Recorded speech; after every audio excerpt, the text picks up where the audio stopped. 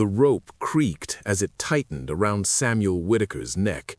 The entire town stood frozen, their breath held, their faces pale. Mothers covered their children's eyes. Men who had known Samuel since he was a boy stared at the ground. No one spoke. No one dared to move.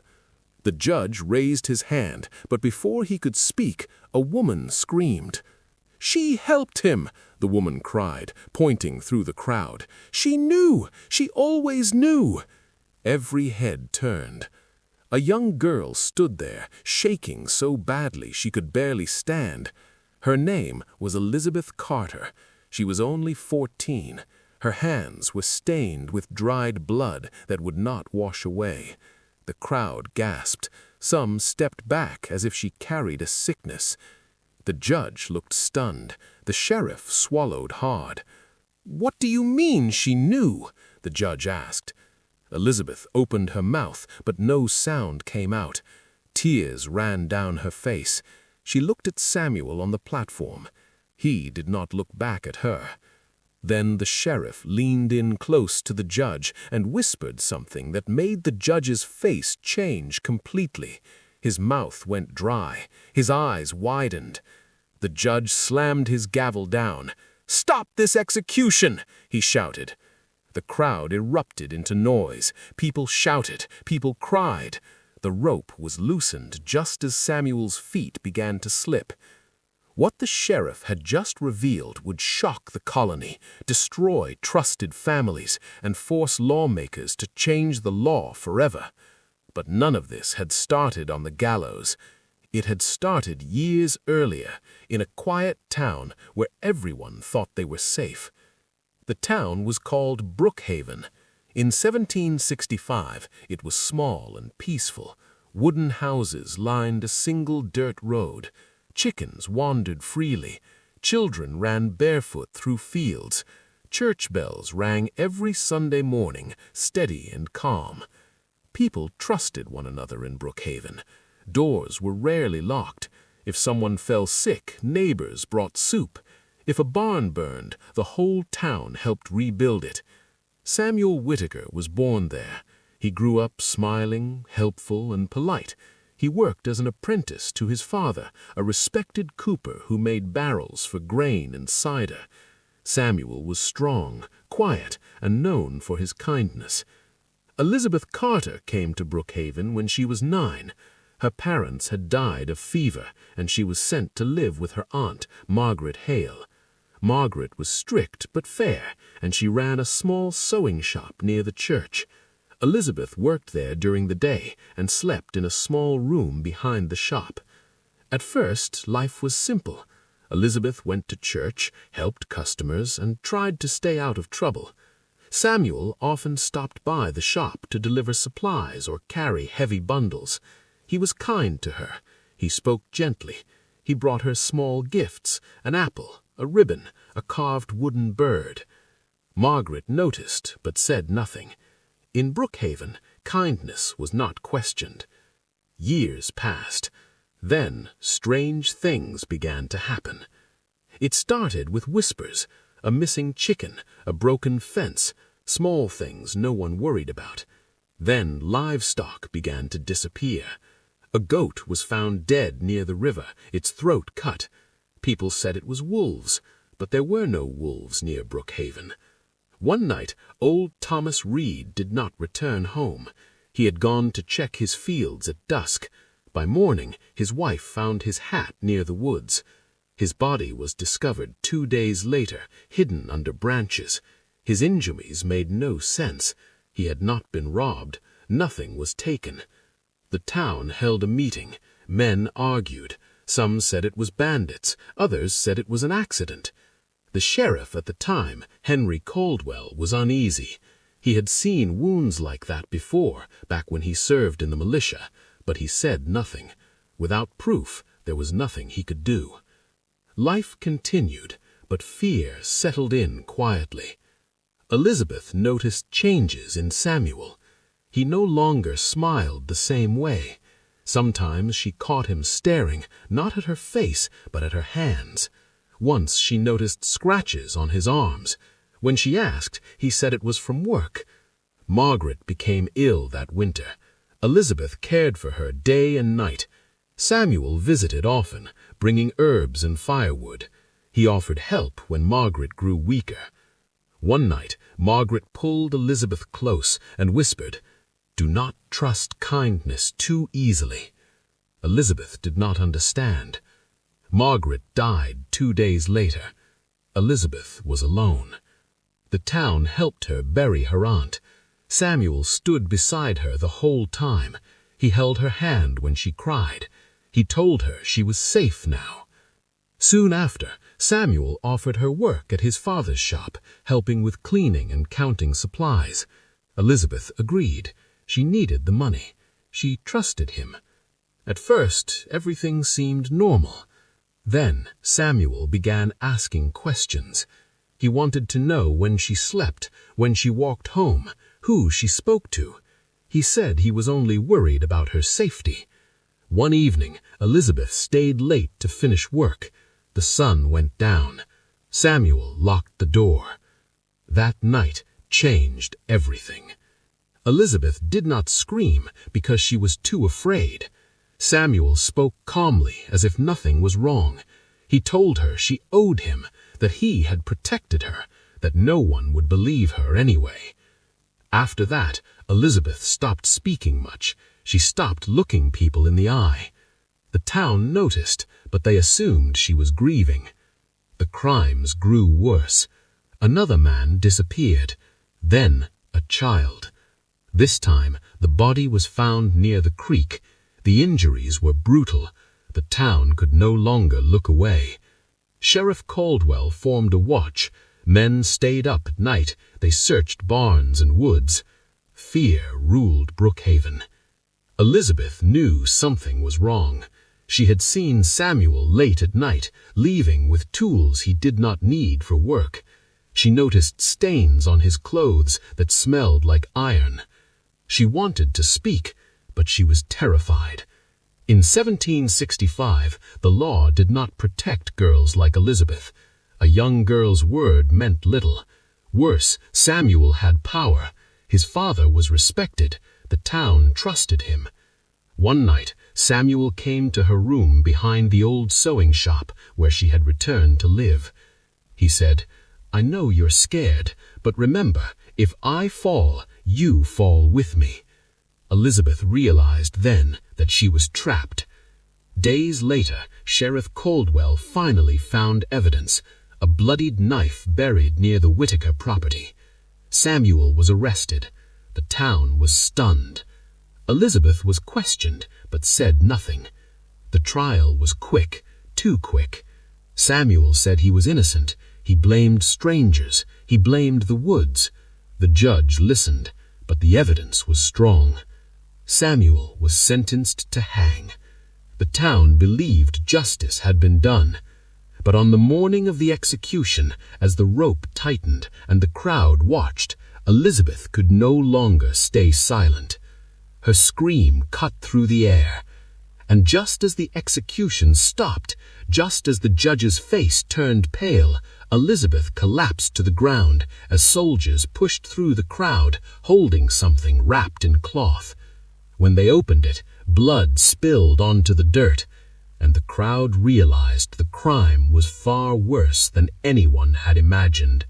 The crowd screamed as the cloth fell open. Inside it was a small shoe. It belonged to a child. The leather was torn, darkened with dried blood, and everyone in Brookhaven recognized it at once.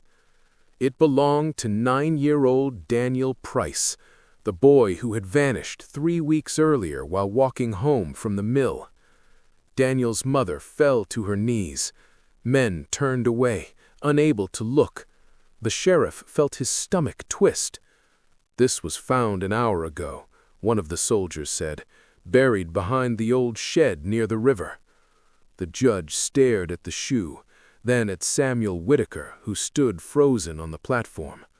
For the first time, fear crossed Samuel's face. Elizabeth lay on the ground, shaking. Sheriff Caldwell knelt beside her. "Elizabeth," he said gently, You must tell us what you know, right now." Elizabeth looked at the gallows. She looked at Samuel. Then she looked at the crowd, the same people who smiled at her in the street, who whispered behind her back, who never asked why she stopped laughing. "They won't believe me," she whispered. "They will," the sheriff said. "They must." Elizabeth swallowed hard and began to speak. She told them about the locked door at the workshop, about the threats, about how Samuel would disappear at night and return before dawn, about the stains on his clothes, about the screams she once heard near the river, faint but real. Gasps spread through the crowd. Samuel shouted, "She's lying! She's trying to save herself!" But Elizabeth did not stop. She told them about something worse. "There was a place," she said, her voice breaking, "a hidden room under the old cooper shed. He showed it to me once. He said no one would ever find it." Sheriff Caldwell stood up sharply. What was in the room? Elizabeth closed her eyes. Things that belonged to the missing. The judge ordered the execution delayed. Samuel was dragged from the platform, kicking and screaming now, his calm gone. The crowd parted as he was taken away. Within the hour, the sheriff gathered men and went to the river shed. What they found there would haunt Brookhaven forever. Beneath loose boards and packed dirt was a small cellar. It smelled of damp wood and rot.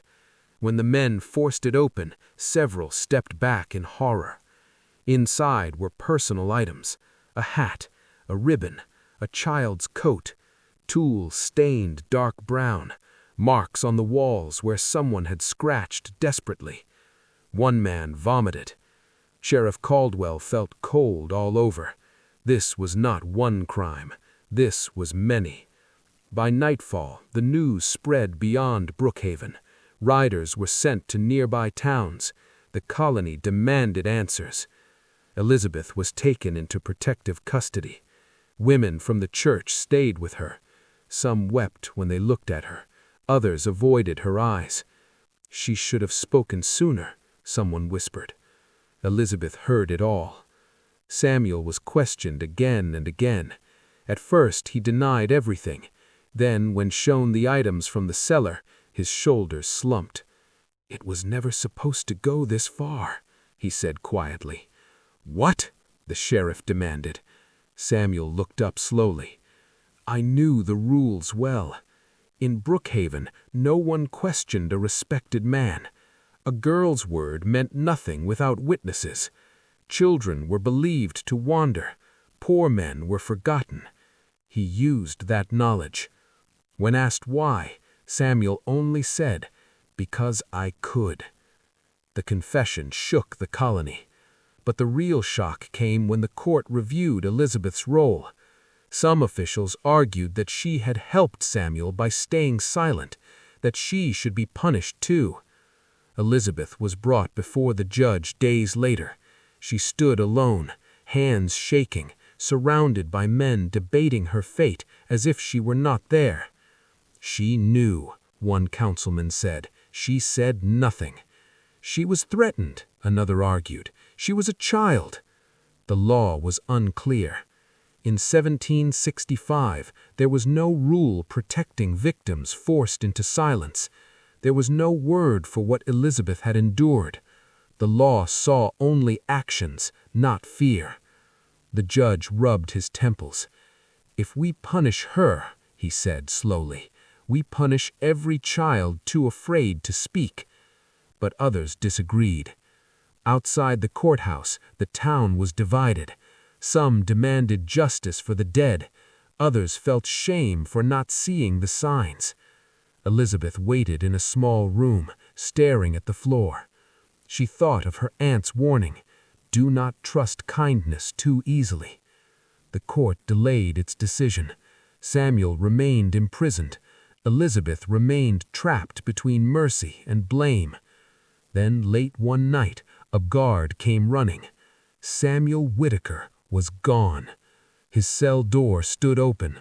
The lock was broken from the outside. Panic spread through Brookhaven like fire. Men grabbed guns and torches. Women pulled children indoors. Church bells rang wildly. Elizabeth was rushed to the sheriff's office for safety. She sat there, heart pounding, knowing something terrible was coming. Hours passed, then a scream echoed from the edge of town. A scream Elizabeth recognized. Samuel had come back, and this time he was not running. The scream came again, louder this time. Men froze where they stood. Torches flickered in shaking hands. Sheriff Caldwell felt his chest tighten. He knew that scream. It belonged to Mrs. Price, Daniel's mother. "By the creek!" someone shouted. The sheriff ran. Boots pounded the dirt road. Branches snapped as men pushed through the trees. When they reached the creek, the sight before them stopped everyone cold. Mrs. Price lay on the ground, her clothes soaked with blood. She was alive, but barely. Her eyes were wide with terror, her lips trembling. He said the law couldn't touch him," she whispered before fainting. Footprints led away from her body, deep and fresh, heading toward town. Samuel Whitaker was hunting again. The sheriff ordered men to stay with Mrs. Price and sent others to search every house, barn, and shed. Church bells rang non-stop now. Doors were barred. Candles were blown out. Brookhaven, once peaceful, had turned into a place of shadows and fear. Elizabeth sat inside the sheriff's office, wrapped in a blanket. A woman from the church held her hand, but Elizabeth barely felt it. Her ears rang. Her stomach hurt. "He's angry," Elizabeth whispered. The sheriff turned to her. "Why?" "Because he lost control, and because of me." The sheriff said nothing, but he knew she was right. Samuel escaped because someone helped him. A broken lock did not happen by chance. Someone in Brookhaven had chosen silence again. As the night dragged on, no one slept. Just before dawn, a boy came running into town, crying and out of breath. "They found something at the old mill!" The sheriff followed the boy. What he found made his hand shake. Scratched into the wooden door of the mill were words, carved deep and messy, as if done in a hurry. "The law is too late." The message spread fast. Fear turned into anger. People demanded answers. Who had helped Samuel? Why had the court waited? Why had no one listened sooner? Elizabeth was brought before the judge again that morning, this time not as an accused, but as a witness. The courtroom was packed. Faces were tight with fear and rage. Elizabeth told everything. She spoke clearly now, about the cellar, about the threats, about how Samuel studied the rules and used them like weapons, about how he laughed when she cried and said no one would believe her. Some people wept, others looked down, ashamed. The judge listened silently. When Elizabeth finished, the room was quiet for a long time. Finally, the judge spoke. "The law has failed this town." Those words would echo far beyond Brookhaven. A new order was given. Any person who threatened silence would be punished. Any child's testimony would be heard. Any crime hidden by fear would be treated as guilt itself. But even as the judge spoke, Samuel was still free. That evening, Sheriff Caldwell received word that shook him deeply. A traveler had seen Samuel heading toward the edge of town, toward the old Carter sewing shop, Elizabeth's old home. The sheriff rushed out with a small group of men. Elizabeth tried to follow, but they stopped her. "You stay here," the sheriff said firmly. Elizabeth shook her head. "He'll come for me," she said. "He always does." The men reached the sewing shop just as the sun dipped below the trees. The door stood open. Inside, everything was quiet. Too quiet. The sheriff stepped in first. The air smelled of dust and iron. A candle burned on the table. Shadows moved along the walls. Then Samuel stepped out from behind the curtain. He smiled. "You changed the rules," Samuel said calmly, But rules don't stop people like me." The men raised their guns. Samuel laughed softly. "Shoot me, and you'll never know how many helped me." That made them hesitate. Samuel took a step back toward the rear room. Then Elizabeth's voice rang out from the doorway. "I know who helped you." Everyone turned. Elizabeth stood there, shaking but strong. Samuel's smile faded. "You shouldn't have come," he said. Elizabeth met his eyes. "I'm not afraid anymore." Samuel lunged. A gun fired. Smoke filled the room. When it cleared, Samuel was on the ground, wounded but alive. Blood spread across the floor. He screamed, not in pain, but in rage. "You think this ends me?" he shouted. "I showed them how broken the law is. I already won." As he was dragged away, Samuel laughed. But the laughter stopped when Elizabeth spoke one final sentence. "I know the names, all of them." The sheriff froze.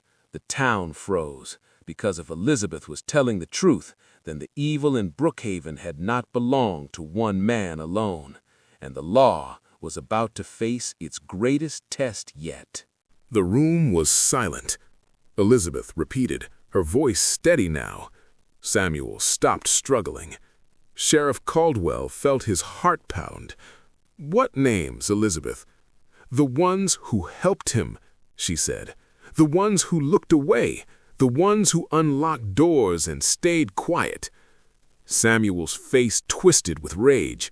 "You don't understand," he shouted. "They all did it to protect themselves." Elizabeth looked at him calmly. "No, they did it because the law let them." Samuel was taken away in chains, bleeding and screaming, no longer the calm man Brookhaven once trusted. By morning, arrests began.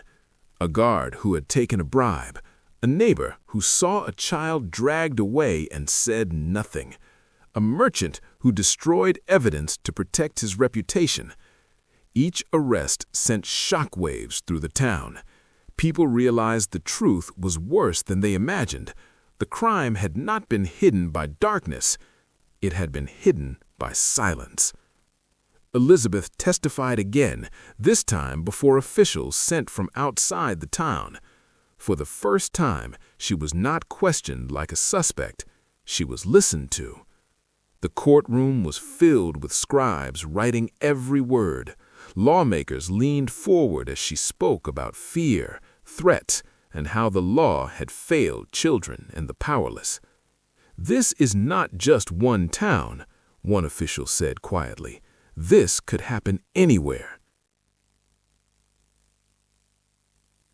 Samuel Whitaker was tried again under special order. This time, his words meant nothing. His past kindness meant nothing. The evidence was overwhelming. He was found guilty. But the court did something new. Instead of rushing to execution, they wrote new rules. Rules that said a child's voice mattered. Rules that said silence caused by fear was not guilt. Rules that punished those who helped crimes by looking away. These rules spread beyond Brookhaven. Other towns adopted them. Courts changed how they listened. For the first time, the law tried to protect the weak, not just the powerful. Samuel Whitaker was executed weeks later, with no cheers and no crowd, only quiet. Brookhaven was never the same. Doors were locked now, trust was slower, but children were believed, warnings were taken seriously, and kindness was no longer accepted without question. Elizabeth left the town that spring. Some say she became a teacher.